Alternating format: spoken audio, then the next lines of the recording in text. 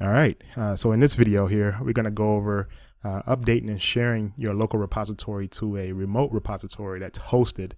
And the service that we're going to be pushing our local repository to is called GitHub. So we're going to talk about what is GitHub and how to create a repository and then how to push up your code. You're going to see that the big thing here with this is making sure that your repositories stay in sync with one another. And so we're going to talk a lot about what is a remote repository and then what is a local repository. And then in the next video, we're going to talk about README documentation and then what is this thing called a gitignore file. And so, but more so in this video, I want to focus on understanding GitHub and then this idea of how to update and share your code to a GitHub repository. So before we actually jump into updating and sharing our code, we'll need to first create an account at GitHub and then begin to push up our local repository. But let me just quickly say a few more words about branching from the previous video. And so here's our repository. Let me bring it up from what we've been working on to basically check all my different branches. I would say git branch. You'll see that all right now, the only branch I have is the master branch. I deleted the add contact branch. But just to say a few words about this here, you'll see that branching is extremely important when you're working with a team. Your master branch could be synonymous with your production, your application that's in production. And so a lot of team members will work on their own individual branch to add functionality to the existing application. And then once it checks out, all the tests are run, and then they'll merge it into the production branch, or in this case, the master branch. And so we're going to come back and revisit branching when we get to the team aspect of using Git. But I just wanted to make mention that there's many different ways that branching could be used. So yes, branching could be used for exploration or testing new functionality, but also is used in a team environment a lot, where your team may agree upon a number of different branches that they will work upon, and then when everybody agrees, you can then begin to merge that branch into the master/production branch. All right, so let's go ahead and jump back into the PowerPoint slides here. Let me bring that up. And let's skip towards the share and update.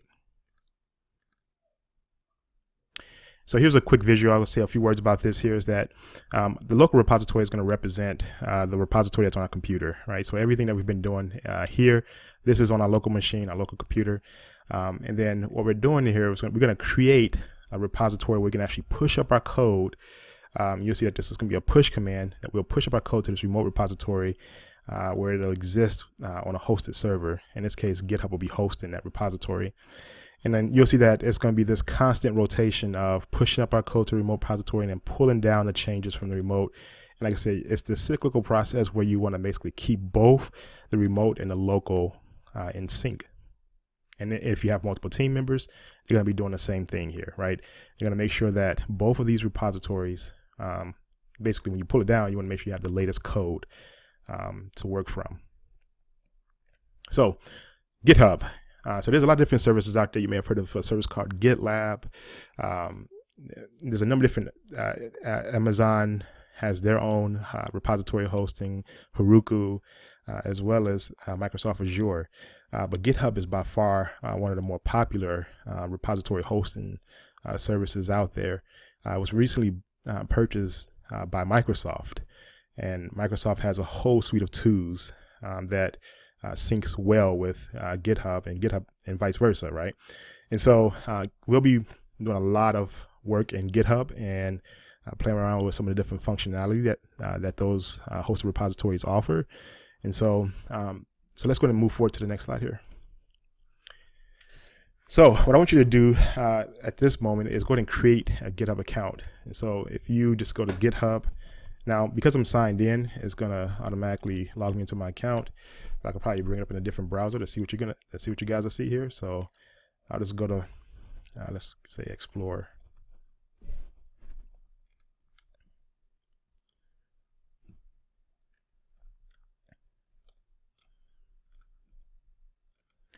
And let's go to github.com. So here's github.com. This is what you'll probably see here.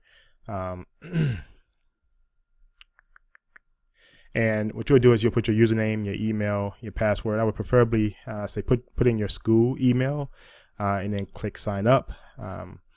If you do have any issues with this, sometimes it does take a while to propagate through their systems, but go ahead and create a GitHub account using at github.com. Once you do create a GitHub account, there's this cool thing that GitHub puts out. It's called the GitHub Student Developer Pack, and this link is in a slide here. And so once you click on this button, it'll take you to a page that looks like this here. And essentially you can sign up for a number of different benefits. So there's a lot of cool things here. So if I go back, it's called the GitHub Student Developer Pack. So go ahead and click on Get Your Pack. And essentially this pack here includes, you can get a domain name, 1 year SSL certificate, and I believe this is free. But I would say if you have some spare time, just go through this here and look at some of the free things that they offer. So as long as you have that school issued email account, you have access to some of these different resources here. But it's nonetheless, it's a really cool thing to sign up for while you're a student here at the institution. All right, let's keep moving here. So once you sign up for your GitHub account and once you sign up for the GitHub Students Developer Pack, what I want you guys to do is we're going to take this repository and we're going to push it up to the remote repository that we're going to create. So let's go ahead and walk through that process here. So once you've created your account, log in to your account. And so let me jump back to my GitHub account. So this is my GitHub account, and I'm gonna go to my profile page here, which is Instructor C. And then this is what my page looks like. And GitHub gives me some profile information. It'll show me my contributions to all my different repositories, and kind of have this little chart of all the times where I pushed up to the different repositories the most. But to create a new repository, yours may not look like this here because you don't have any repositories, but it may say something such as getting started with your first repository. But if you do want to create a new repository, there's a plus sign in the right hand corner here. And what you would do is you would just click on that plus sign, and then click on New Repository. And then it's going to take you to an interface that looks like this here. And what you can do is you can create a new repository. And then here, so give it a repository name, and I'll just say test.js.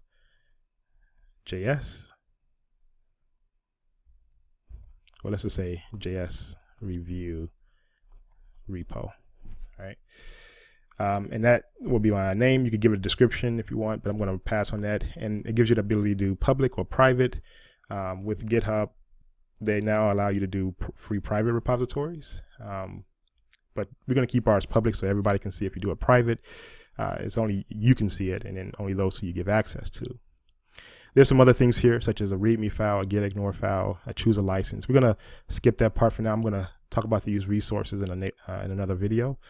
But at this point here, I'm just going to say create repository. So once you create that link, it's going to take you to a page that looks like this here. It's going to give you some commands to run. And what I'm going to do here is, because I already have an existing repository, I'm going to copy these 3 commands. And we'll talk about these 3 commands in just a second here. So I'm going to copy those 3 commands. And I'll eventually use those commands in just a second here. But let me say a few words about these commands here. This here is that if you were to start with GitHub first without having an actual repository. So in this case, our repository, it already exists. This is our code on our local machine, right? And we just want to simply just push this up to the repository that we just created. If you didn't have this repository, you would want to use these set of commands here. Now, the question is, where are these commands coming from? So these are just commands that come with Git. But if you look at our cheat sheet that we've been using here, essentially most of those commands here is going to fall under the share and update section here of our PDF document. And so we're going to talk more about what is a git remote add, what is a fetch, what is a merge, what is a push, and what is a pull. But before we do that, let's go ahead and actually just get our code up to this repository that we created. All right, so let's jump back to our text editor, And I'm going to make sure that I'm in the directory that I want to push up, right? I want to just do a git status to make sure everything is clean on my master branch. I'm on my master branch. And then I just copy those commands. What I want to do is just right click and paste. And you'll see that when I right click, it'll automatically add those commands to the terminal. And so let me say a few words about the git remote. The git remote add is essentially saying I want to connect this local repository to the repository that I've created on GitHub.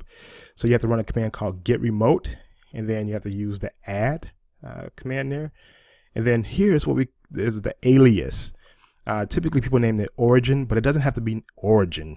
Is essentially you can name it whatever you want. You can name it first repo if you want it, but this is, you can name an origin, and this is to differentiate the different repositories that you have the different remote repositories that this particular local repository can connect to. In this case here, we're going to give it the alias of origin.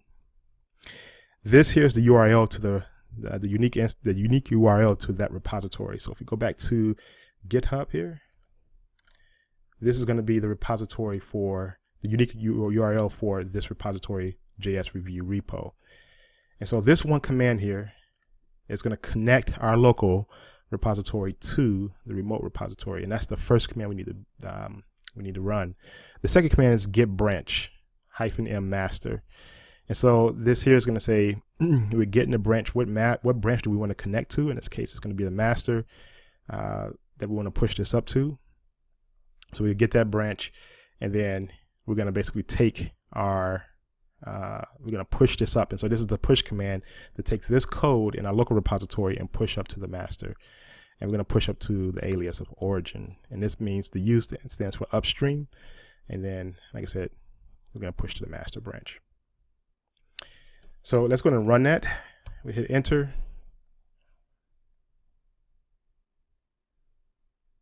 All right. So at this point, this has been pushed up to our remote branch. And if we go back to our repository and we refresh, you'll see that our code is now within our remote repository. And anybody you give this URL to can see your code. And so here, if we go into the test2.js file, there's the practice.git. Or if we go into the test.js file, here's the code that we have locally. And so we're going to talk about how to keep these in sync with one another. But essentially, this is how you would actually create a repository, push up the code, and then we're going to talk about how to, we're going to talk about some other commands in the next video here related to pulling down code from the repository and then fetching, and then also how to create branches and then push those branches up to your remote. So we'll talk about more of these commands here in the next video.